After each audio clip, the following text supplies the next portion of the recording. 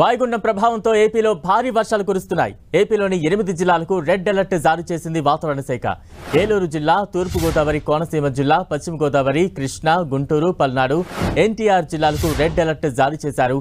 రాష్ట్రంలోని 9 జిల్లాలకు orange alert జారీ చేసింది వాతావరణ శాఖ. 2 రోజుల పాటు ఏపీలో భారీ నుంచి అతి భారీ వర్షాలు కురుస్తాయని తెలిపింది. తీరం వెంబడి 55 కిలోమీటర్ల వేగంతో గాలులు వీస్తాయని, మత్స్యకారులు చేపల వేటకు వెళ్లరాదని సూచించింది.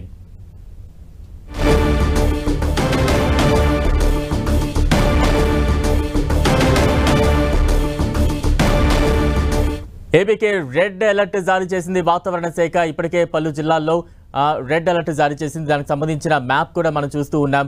కొన్ని జిల్లాలకు ఆరెంజ్ అలర్ట్ జారీ చేయగా మరికొన్ని జిల్లాలకు రెడ్ అలర్ట్ జారీ చేసింది. ఇప్పటికే లోతట్టు ప్రాంతాల ప్రజలను అప్రమత్తం చేస్తోంది అధికార యంత్రాంగం. మరోవైపు మత్స్యకారులను ఇప్పటికే అప్రమత్తం చేశారు. వేటకు వెళ్లిన మత్స్యకారులను వెనక్కు రప్పించే చర్యలైతే కొనసాగుతున్నాయి. రైట్, ప్రస్తుతం మనం చూస్తూ ఉన్నాం వివిధ ప్రాంతాల్లో కురిసిన భారీ వర్షాలతో ఆయా ప్రాంతాల్లో చోటు చేసుకున్న సిచ్యువేషన్స్ ఏ రకంగా ఉన్నాయో మనం అర్థం చేసుకోవచ్చు. రోడ్లన్నీ కూడా నదులను తలపించే విధంగా వర్షపు నీరుతో నిండిపోయిన పరిస్థితి మనం చూస్తూ ఉన్నాం. విజయవాడ, మైలవరం, ఈ పరిసర ప్రాంతాలన్నీ కూడా భారీ వర్షాలతో రహదారులన్నీ కూడా జలమయమైన సిచ్యువేషన్స్ మనం చూస్తూ ఉన్నాం. రైట్, మొత్తం విజయవాడ బస్టాండ్ పరిసర ప్రాంతాలు ఏ రకంగా ఉన్నాయి, బస్సులు ఏ రకంగా నీట మునిగాయి అనేది మనకు అర్థమవుతోంది. మరోవైపు మచిలీపట్నం కావచ్చు, గుడివాడ కావచ్చు, ఇవన్నీ కూడా ఆయా బస్టాండ్లన్నీ కూడా నీటితో మొత్తం కప్పబడిపోయిన పరిస్థితి మనం చూస్తూ ఉన్నాం. ఎక్కడా కూడా రహదారులు కనిపించట్లేదు. మొత్తం కూడా వర్షపు నీరు వరదను తలపించే విధంగా బస్టాండ్లన్నీ కూడా మునిగిపోయిన పరిస్థితి మనం చూస్తూ ఉన్నాం.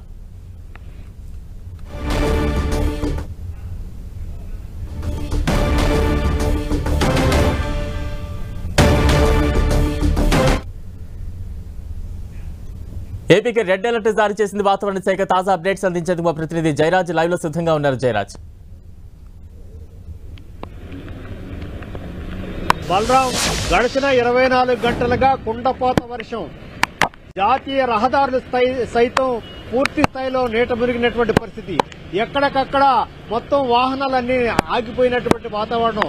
జాతీయ రహదారుల్లో కూడా పూర్తి స్థాయిలో వాటర్ రావడం వల్ల ఎక్కడికక్కడ వెహికల్స్ అన్ని ఆగిపోయాయి. ఈరోజు ఇప్పుడు ప్రస్తుతం మనం విజయవాడలోని ఏలూరు రోడ్లో ఉన్నాం. ఇక్కడ ఏలూరు జాతీయ రహదారి పైన 2 అడుగులకు పైగా నీరు మొత్తం నిలిచిపోయినటువంటి వాతావరణం ఉంది. ఎక్కడికక్కడ రోడ్లన్నీ జలమయమైనటే కాదు, ఏరుని నదులను తలపించే విధంగా 2-3 అడుగుల మేర జాతీయ రహదారి పైన వాహనాలు వెళ్లటానికి వీలు లేని విధంగా ఎక్కడికక్కడ ఆగిపోయినటువంటి పరిస్థితి ఉంది. మొత్తం మీద చూస్తే విజయవాడలోని విజయవాడ నగరం అంతా కూడా పూర్తిగా నీటిమయమైన పరిస్థితి. ఇక్కడ ఉన్నటువంటి కొండ ప్రాంతాలన్నీ కూడా గత 24 గంటలుగా నాని మొత్తం పడిపోతున్నటువంటి పరిస్థితి.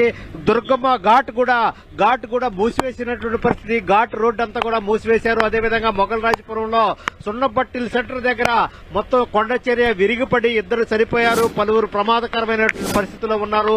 ఎక్కడికక్కడ ఇటు హైదరాబాద్, విజయవాడ టు విశాఖపట్నం, విజయవాడ టు చెన్నై జాతీయ రహదారులన్నీ కూడా పూర్తిగా జలమైనటువంటి వాతావరణంలో వీవీఐపీలు వాహనాలన్నీ కూడా మరికొన్ని గంటల వరకు కూడా రాకూడదు. అదేవిధంగా కాన్వాయ్ కూడా బయటికి రాకూడదని ఆదేశాలు జారీ అయినటువంటి పరిస్థితి నెలకొంది. మొత్తం మరొక 3 రోజుల పాటు ఇదే రకమైనటువంటి వాతావరణం ఉంటుందని వాతావరణ శాఖ ప్రకటించినటువంటి పరిస్థితి. ముఖ్యమంత్రి ఇప్పటికీ ఉదయం నుంచి కూడా 2 విడతలుగా టెలికాన్ఫరెన్స్ నిర్వహించారు. ముఖ్య కార్యదర్శి, అదేవిధంగా ప్రభుత్వ ప్రధాన కార్యదర్శి, డీజీపీ, అదేవిధంగా జిల్లా కలెక్టర్లు, జిల్లా ఎస్పీలతో పాటు దీనికి సంబంధించిన ఉన్నతాధికారులందరితో కూడా 2 సార్లు టెలికాన్ఫరెన్స్ నిర్వహించారు. ఎక్కడికక్కడ పూర్తిగా అప్రమత్తంగా ఉండాలి. లోతట్టు ప్రాంతాల్లో ప్రజల్ని సురక్షిత ప్రాంతాలకు తరలించాలి. మరి 3 రోజుల పాటు పూర్తిగా భారీ వర్షాలు ఉండేటటువంటి నేపథ్యంలో ముఖ్యంగా లోతట్టు ప్రాంతాలు, లంక ప్రాంతాలు, కృష్ణా పరివాహక ప్రాంతంలో ఉన్నటువంటి అన్ని ప్రాంతాలన్నీ కూడా సురక్షితమైన ప్రాంతాలకు తరలించాలి. వివిధ శాఖలు సమన్వయం చేసుకుంటూ పూర్తిగా ఎక్కడా కూడా ఆస్తి నష్టం, ప్రాణ నష్టం జరగకుండా చూడాలని ముఖ్యమంత్రి ఆదేశాలు జారీ చేశారు.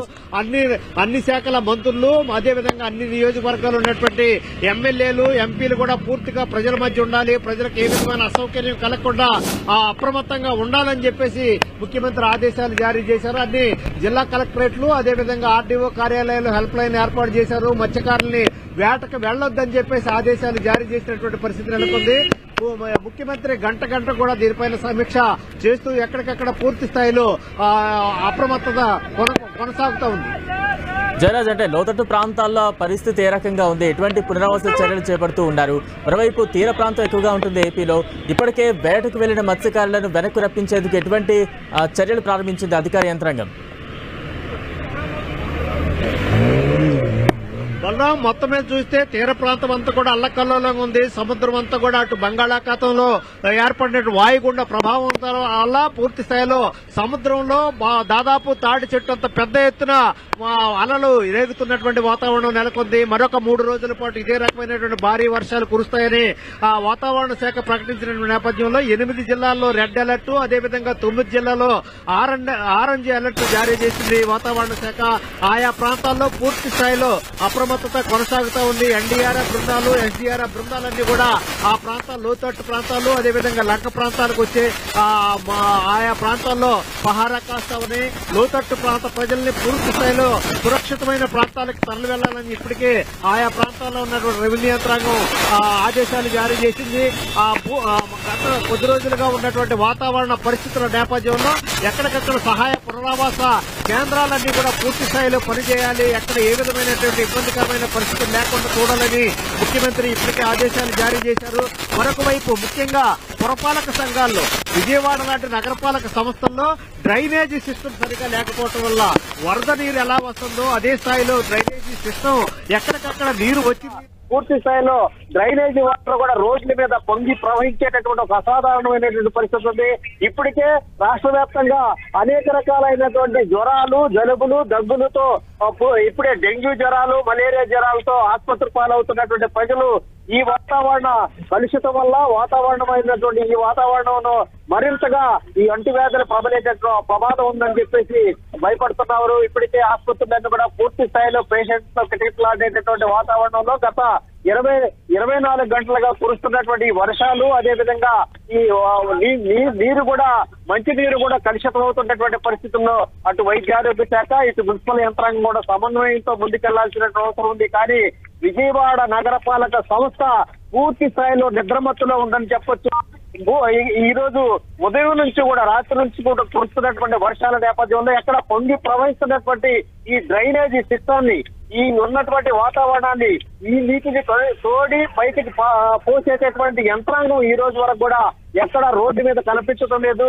మున్సిపల్ ఉన్నతాధికారులు కానీ, మున్సిపల్ సిబ్బంది కానీ ఎక్కడ కూడా కనిపించకపోవడం వల్ల ముఖ్యంగా అటు మొగలరాజపురం, కృష్ణలంక, సింగనగర్, పాయకాపురం, అదేవిధంగా పడమట్లంక, అటు పడమట, ఆటోనగర్ ప్రాంతాల్లో దాదాపు 2 నుంచి 3 అడుగుల మేర పైగానే పొంగి ప్రవహించేటటువంటి పరిస్థితి ఉంది. మురుగునీరు, వర్షపు నీరు కలిసి మొత్తం అల్లకల్లోలంగా విజయవాడ నగరపాలక సంస్థ ఉన్నటువంటి పరిస్థితి.